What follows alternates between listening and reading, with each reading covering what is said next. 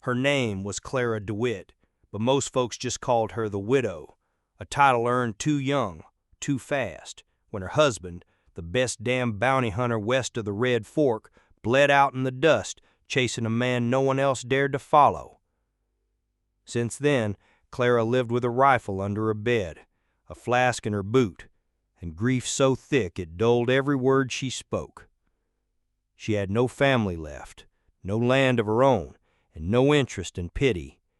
She survived by cleaning wounds and stitching flesh for desperate ranch hands, charging in whiskey or bullets. No one dared insult her, but no one stood close either. She belonged to the dead. Until the giant Cowboy showed up. He came through town like a moving wall of sunburnt muscle, dragging a wild stallion with one hand and silence in the other. His face was weathered, unreadable.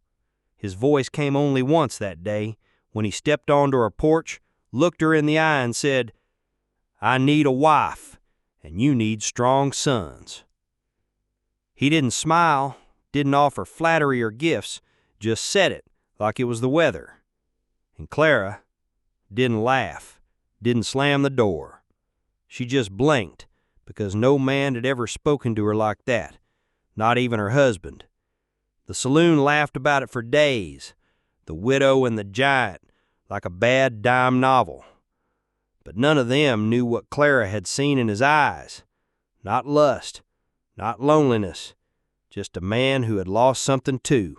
The desert didn't care about grief. It cracked the land open, dried up rivers, turned flowers brittle. It made widows of women and dust of men. Clara DeWitt had stopped waiting for softness the day she buried James. She hadn't cried then, hadn't let herself. Instead, she picked up his rifle and learned to shoot straight. Took over his work for a time, not the bounty hunting, but the healing. She wasn't a doctor, but men trusted her hands more than whiskey, and she didn't flinch at blood, not anymore. Her cabin stood alone, a half-mile out from town, facing the canyons. No one came unless they were hurt or stupid. She liked it that way. The porch sagged, the roof held just enough rain to grow mold, but it was hers. James had built the back wall himself. She slept beneath it every night like a promise she refused to break. Then one morning, a shadow larger than any tree she'd ever seen fell across her front steps.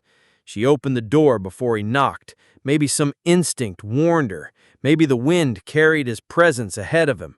He stood there, hat in hand, arms the size of fence posts, hair like the mountains at dawn. His boots were dusty, but everything else about him felt deliberate, like he didn't move unless it mattered. She didn't speak first, neither did he. They looked at each other, measured, weighed. And then he said it, low, final, like a sentence carved in granite. "I need a wife, and you need strong sons." Her fingers tightened around a doorknob, knuckles white. For a heartbeat, she wondered if this was some cruel joke passed around the saloon. But the look in his eyes wasn't cruel. It wasn't hopeful either. Just honest. Brutally, plainly honest, as if he'd spent weeks thinking it through and decided this was the only way forward. She wanted to laugh, not because it was funny, but because it was terrifying.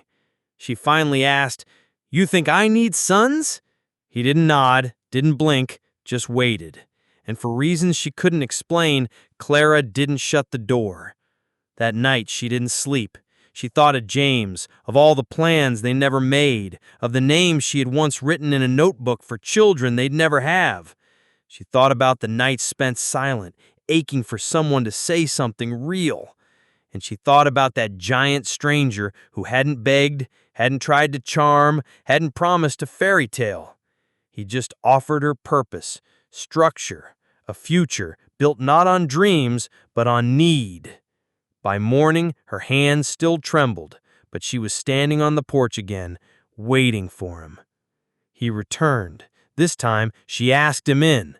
She lets him stay the night, in the barn, not the house, but when a rider comes with a gun and bad intentions, it's the giant who stands between death and her door, and Clara sees what kind of man he really is. She didn't offer him a seat at the table. Not yet. She pointed to the barn with a tilt of her chin, and he didn't argue. That mattered more than anything. He could have scoffed, demanded, left. Instead, he simply nodded once and made his way through the dust toward the broken wooden doors. She watched him go, arms crossed, heart unsure what it hoped he'd do. The barn hadn't seen livestock since James died. Just dust, forgotten tools, a broken yoke, and one pile of half-rotten hay. But the giant cowboy didn't seem to mind. He laid his coat over a beam and sat with his back against a wall like he'd done it 100 times before. Clara lingered by the porch long after the sun slipped behind the red cliffs. Her hands itched for her rifle, though not from fear, but habit. A widow learns early that trust is the last thing you reach for. The night was quiet, still, too still, until hooves thundered up the hill. She heard them before she saw him, a lone rider, fast, angry, drunk or desperate. The way dust kicked behind his horse told her everything. This wasn't a neighbor or a lost traveler. This was trouble. Clara grabbed her Winchester from behind the door and stepped onto the porch with fire already in her blood. The rider didn't slow. He reined in hard, dust rising like smoke around the horse's chest. His face was red, wild-eyed, and mean. She recognized him. Nate Kellum, a gambler whose brother James had once dragged back to jail in chains. Rumor was, Nate held a grudge too big for his own skull. "Where is he?" he spat, eyes bloodshot, hand on the grip of his revolver. "Who?" Clara asked, calm but locked. "That big ox. Word is he's setting up camp on your land like he owns it. You letting strangers bed down now, Clara?" Before she could answer, the barn door creaked open. The cowboy stepped out. No hat, no coat, bare chest lit by the lantern glow. He moved slow, deliberate, like someone who'd already seen the outcome. Clara saw it too, the twitch in Nate's wrist, the desperation. Then came the draw. Nate's pistol cleared leather, but he never fired. A deep grunt rang out, followed by a bone-splitting crack. The cowboy had launched a hammer, not a fist, not a weapon, but an actual iron hammer, and it hit Nate clean in the shoulder. The man crumpled like a sack of wheat. His gun clattered against the dirt, unused. Silence. Clara exhaled only when the cowboy turned to her and said, "You still want me gone?" She didn't answer, not with words. Instead, she picked up the pistol Nate had dropped, emptied the chamber, and tossed it into the dark. He wasn't just muscle. He was precision. And for the first time in years, she didn't feel alone. Clara offers him breakfast the next morning and finally asks his name, but what he tells her about where he came from and why he came here changes everything. The morning sun poured through the slats of the kitchen window, catching on specks of flour as Clara stirred biscuit dough with calloused hands. She wasn't thinking about James, or Nate, or the gossip this town would surely spin after last night. She was thinking about the man in her barn, and how easily he had stepped between her and death. She set a second plate on the table. He came in just after dawn, didn't knock, didn't speak, just paused at the threshold like a man raised on manners, hat in hand, boots still dusted from travel. She nodded toward the seat. He took it, and for the first time since James, Clara heard her own kitchen echo with a second set of footsteps. He ate like someone who knew better than to waste a meal, but didn't rush. She liked that. He didn't fill the silence either, just looked up now and then, meeting her gaze, not avoiding it, like he wasn't ashamed of being seen. When the plates were cleared, she sat back down and said simply, "I don't even know your name." The man paused, thumb running along the rim of his coffee cup. "Luke." She waited for more. He didn't offer it, not until she asked, "You got family somewhere?" His jaw tightened, not with anger, but memory. His voice was quiet when he spoke again. "Once. They're gone now. Fire took the house, fever took the rest. I rode west because it was the only place left that didn't smell like death." Clara didn't flinch. She understood that kind of running. "And before the fire?" He shrugged one heavy shoulder. "I worked with horses, cut wood, dug wells, did what I was asked. Nothing special, nothing worth writing down." She stared at him, at the man who had saved her life the night before, who moved with the strength of 10 men and the silence of a ghost. And he said he was nothing special. "You said you needed a wife," she said, her voice softer now. He met her eyes. "I don't want a nursemaid or a warm bed. I want a reason not to keep drifting." Clara's heart twitched because in that moment she realized something dangerous. He hadn't come looking for love. He wasn't trying to take, not her land, not her name.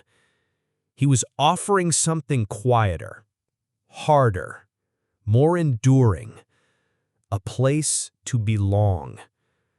And maybe, just maybe, he'd seen that same need in her.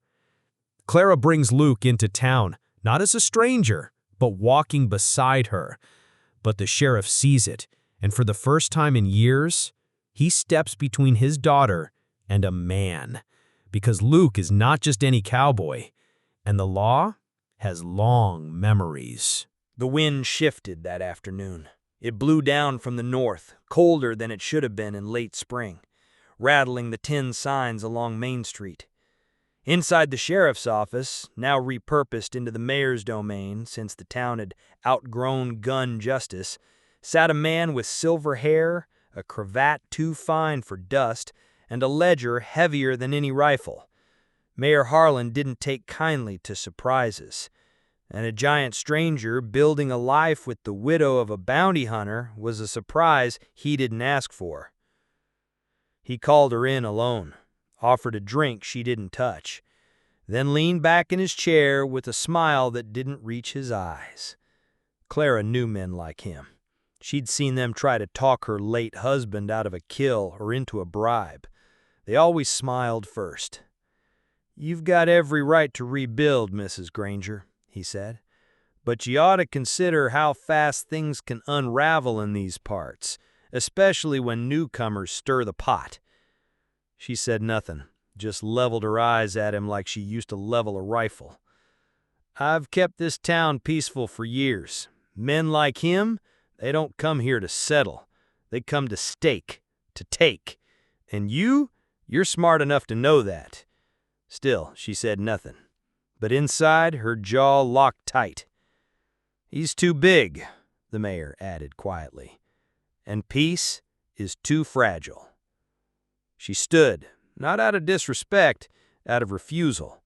She left the office with her boots clicking sharp like punctuation marks. By the time she reached the edge of town, she saw dust rising, the kind that came from hooves and tension. 3 riders from Dry Creek had crossed the ridge, men who once rode with her husband, back when blood was currency.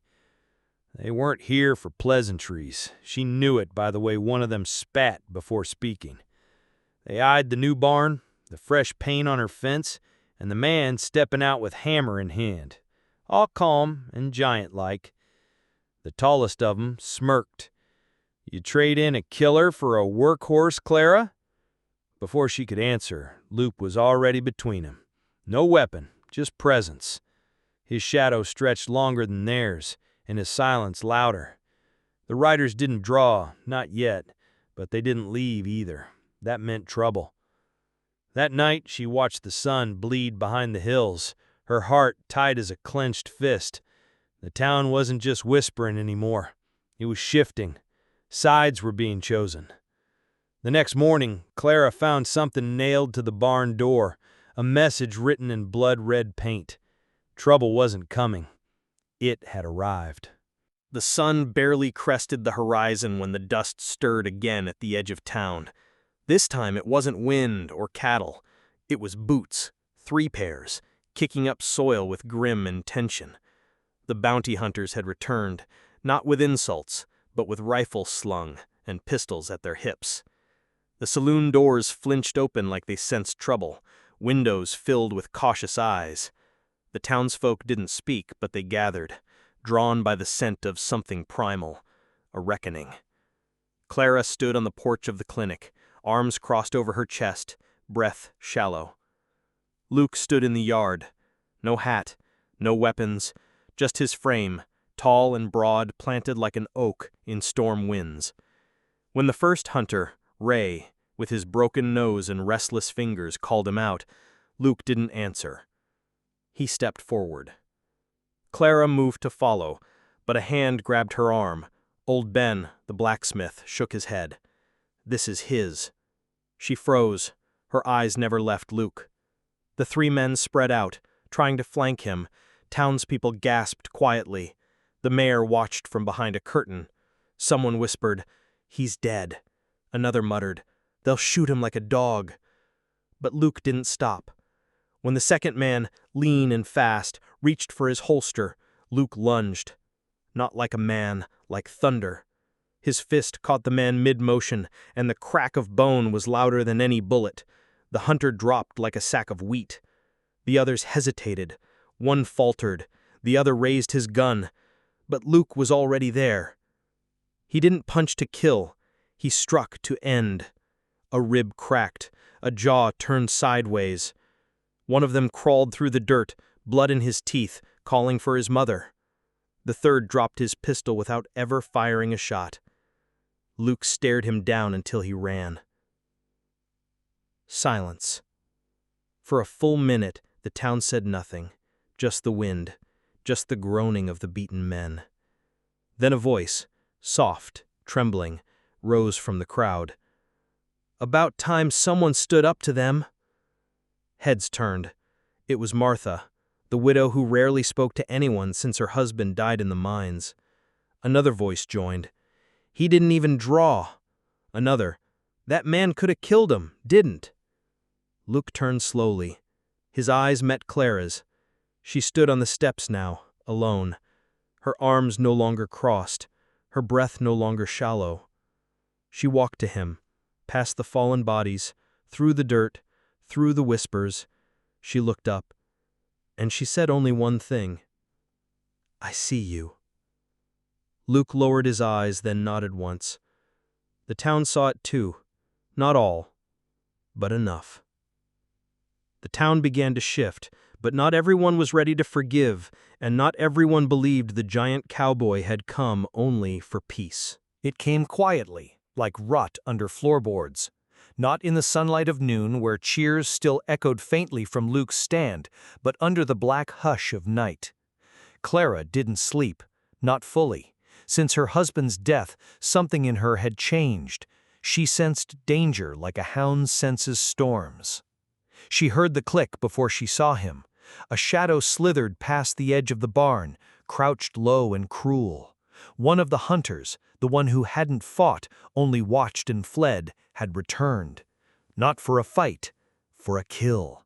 He raised his pistol toward the loft where Luke slept. Clara didn't think, she moved. Boots silent, heart thunderous, she burst through the barn just as the gun cocked. "Luke!" she screamed, and dove. The shot rang out. The flash lit her face. Something grazed her shoulder like fire. Then dust and hay, Luke's roar, the sound of bone against wood, and silence. When she blinked, Luke was on top of him. The hunter lay broken, his wrist twisted, gun lost. Luke's fist hovered, but didn't fall. Not this time. Clara touched his arm. He looked at her, wild and shaking, and then he let go. By morning, blood had dried. Clara's arm was bandaged. The attacker gone. No trial, no justice, just the old way. But something had shifted. When Luke stepped out onto the main street with Clara beside him, heads turned, but not in fear, not anymore. The blacksmith nodded. The widows smiled. Even the children, usually skittish, paused their games to stare with wide, wondering eyes. The mayor watched from behind his glass office, stone-faced, unmoving. But no words were spoken, because now they understood this was a man who fought not to conquer, but to protect, and she, the widow with the iron eyes and steady hands, had chosen him not out of desperation, but belief. Together they walked, not fast, not triumphant, but grounded like roots beneath the town. And for the first time in a long time, Clara felt it deep in her bones. Home.